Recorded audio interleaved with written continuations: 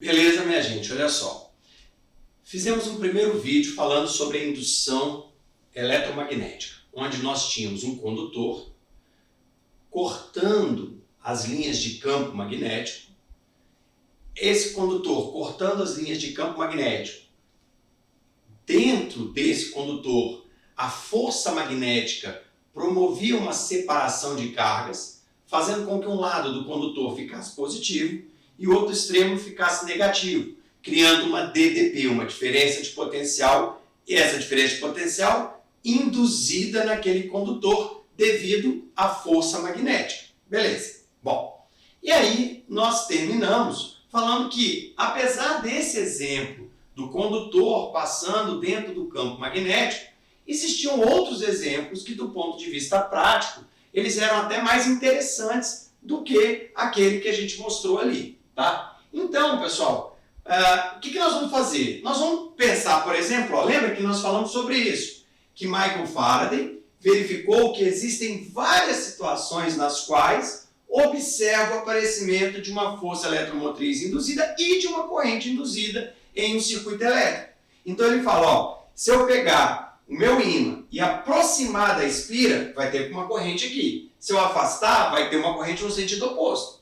Tá? Se eu pegar a minha espira e rodar eu rodo essa espira aqui dentro, o fato de eu rodar a espira dentro do campo magnético faz com que apareça uma força magnética movimentando os elétrons dentro desse condutor, criando uma corrente elétrica a partir da força magnética. Tá bem? Beleza. Bom, para a gente poder entender esses exemplos de forma mais simples, foi criada uma variável, pessoal, chamada fluxo magnético. Então, Faraday, ele criou uma variável chamada fluxo magnético. Então, o que é o fluxo magnético? É uma grandeza escalar, não é uma grandeza vetorial, é uma grandeza escalar que mede o número de linhas de indução que atravessam a área de uma espira imersa num campo magnético.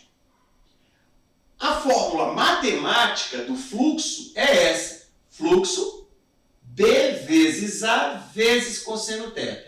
B vezes A vezes cosseno θ. Então, repara, a letra φ é o fluxo. O fluxo ele vai ser dado em Weber, tá? Então ele vai ser dado em Weber, WB, tá? O campo vai ser dado em Tesla, a área em metro quadrado. Quem é esse ângulo θ? Esse ângulo θ, pessoal, é a parte mais chatinha da gente enxergar. Mas vamos lá, fluxo, campo magnético, área em metro quadrado. Show! Quem é θ? É o ângulo entre o vetor B e o vetor normal à área da espira. Esquisito, né? Vamos tentar entender isso aqui. Olha só, vamos tentar entender isso aqui. Eu tenho um ímã, polo norte, polo sul, lembra que eles estão ligados aqui embaixo, e o campo magnético gerado por eles é do norte para o sul. Aí eu vou botar uma espira aqui dentro. Eu botei a espira assim. Desse jeito, a espira está na horizontal. Tá? Como é que eu traço o vetor normal à espira? O vetor normal à espira seria normal ao plano da espira. Então, se a espira está na horizontal, o vetor normal estaria na vertical. Então, o ângulo θ é o ângulo entre o vetor normal e o vetor campo. Como a espira está na horizontal, o vetor normal está na vertical, o campo na horizontal. Então, o campo, o ângulo entre a normal e o campo, nesse caso, é 90 graus. θ aqui é 90 graus. Repara que se eu botar BA cosseno θ, θ igual a 90, cosseno de 90 é zero. B vezes A vezes zero vai dar fluxo igual a zero. Lembra que eu disse que o fluxo mede a quantidade de linhas que atravessa a área da espira. Quando a espira está no horizontal, o campo está passando aqui e aqui, não está atravessando a área da espira. Então, quando a espira está na horizontal, o campo também no horizontal, ele não atravessa a área da espira. Agora, quando eu giro isso, olha o que vai acontecer. O B, do mesmo jeito, que quem manda no B é o ímã, do norte para o sul. Minha espira assim agora. Então, antes, a minha espira estava aqui. Agora, a minha espira está assim. Tá? Então, antes, a linha de campo passava em cima, passava embaixo. Agora, a linha de campo passa dentro da espira. A linha de campo passa dentro da espira. Então, o que acontece nesse caso? Você vai ter que o vetor normal, ele, se a espira está assim, o vetor normal é perpendicular à espira. Tá? Então, o vetor normal está aqui. Ó. O vetor normal está para frente e o vetor campo está para frente. O ângulo entre a normal e o campo é zero. Só que se eu colocar zero na fórmula de fluxo, B vezes A vezes cosseno de zero é 1. Fica B vezes A. Então, olha que doido. Quando a minha espira está na mesma direção aqui do campo, o fluxo é zero.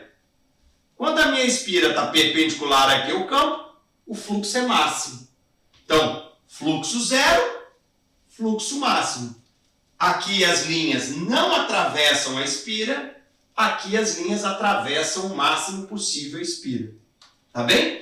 Então, é assim que a gente define fluxo. BA cosseno θ, onde θ é o ângulo entre o vetor normal e o campo.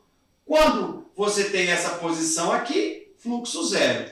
Quando você tem as linhas entrando perpendicularmente à área da espira, fluxo máximo. BA cosseno θ é zero, vai dar B vezes A. Tá? Bom, na sequência, meninos, nós temos então a chamada lei de Faraday-Newman, que foi a lei que generalizou a questão da força eletromotriz induzida. Lembrar que a gente chama de força eletromotriz induzida, mas nada mais é do que uma diferença de potencial induzida devido à força magnética, tá bom? Então, a lei de Faraday-Newman, ela fala o seguinte pra gente: sempre que ocorrer uma variação do fluxo magnético através de um circuito, aparecerá neste circuito uma força eletromotriz induzida. Então, repara que ele faz a coisa de forma muito genérica.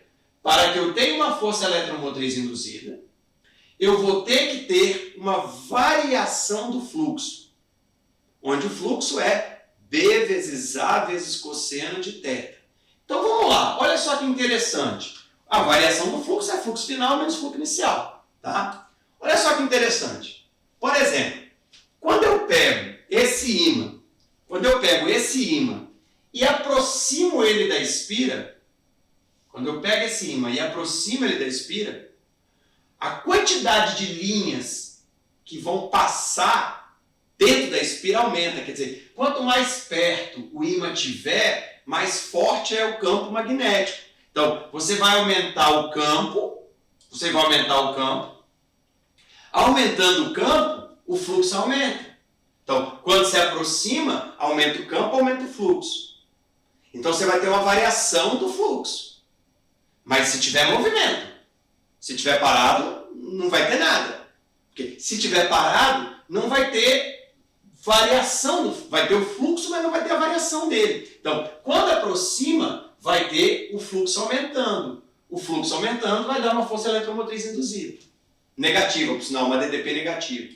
Quando afasta, é interessante que quando afasta, o fluxo diminui. Então, se o fluxo diminui, o delta aqui vai dar negativo, menos com menos vai dar mais. A força eletromotriz agora é positiva. Então, quando aproxima, vai ficar positivo. Quando afasta aqui, a força eletromotriz vai ficar negativa. Aliás, Negativa na aproximação e positiva aqui no afastamento. Tá? Então, por quê? Variou o fluxo, vai ter força eletromotriz induzida. Uma outra situação, que é a situação mais interessante que tem. Por quê, professor? Porque os geradores de eletricidade funcionam dessa forma. Os geradores de eletricidade funcionam dessa forma. Então, eu vou ter alguém girando alguma coisa, rodando a espira aqui dentro. Quando eu rodo a espira, o ângulo θ muda. Quando eu rodo a espira, nesse sentido, o fluxo diminui. Porque aqui tinha muita linha passando, estava na vertical. Então, estava assim, ó. Aí eu venho e rodo ela para cá. O fluxo diminui. O fluxo diminuindo, você vai ter uma variação do fluxo, vai ter uma força eletromotriz. Aí, quando você continuar rodando, o fluxo que tinha diminuído volta a aumentar. Quando o fluxo aumenta, vai ter uma força eletromotriz induzida. Então, olha só que interessante. Só que vai ter um detalhe. Ora o fluxo aumenta, ora o fluxo diminui. Ora o fluxo aumenta, ora o fluxo... Então, ora esse delta vai dar positivo, ora esse delta vai dar negativo. E o que acontece quando a força eletromotriz é mais, quando a força eletromotriz é menos? Na verdade, isso é só para dizer que ora a corrente elétrica vai estar num sentido, ora a corrente elétrica vai estar no sentido oposto.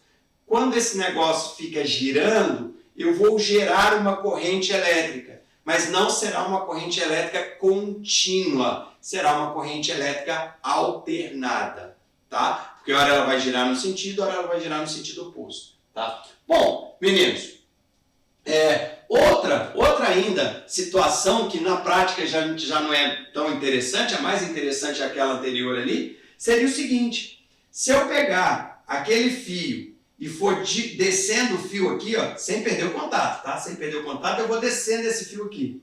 Se eu for descendo esse fio aqui, a área vai diminuindo. Então, repara que o ímã está parado, a espira, entre aspas, está parada, mas se eu arrasto esse condutor para baixo, a área diminui. Diminuindo a área, diminui o fluxo. Diminuindo o fluxo, vai ter uma variação de fluxo, vai ter uma força eletromotriz induzida nesse circuito elétrico e uma corrente elétrica induzida também. Então, pessoal, quando desce, o fluxo diminui, vai ter uma variação do fluxo, vai ter uma variação da força elétrica, vai ter uma força eletromotriz induzida. Tá bem? Bom, meninos, então nós comentamos aí com vocês situações em que nós podemos aplicar a lei de Faraday-Newman, não para quantificar, pessoal. Vocês vão perceber que aqui ele não vai perguntar qual o valor da força eletromotriz induzida. Normalmente os exercícios se limitam a perguntar, nesse caso, vai existir a força eletromotriz induzida ou não? Então, o interessante é lembrar sempre da fórmula, tá? Mesmo que você não vá fazer a conta. Mas o que a fórmula diz? Para ter força eletromotriz induzida, tem que ter uma variação do fluxo. Como é que varia o fluxo? Mudando o campo, mudando a área ou mudando o ângulo θ, para que mudando o ângulo θ eu vou ter uma variação do fluxo. Beleza, gente? No mais, tudo de bom para vocês. Até o próximo vídeo. Tchau, tchau.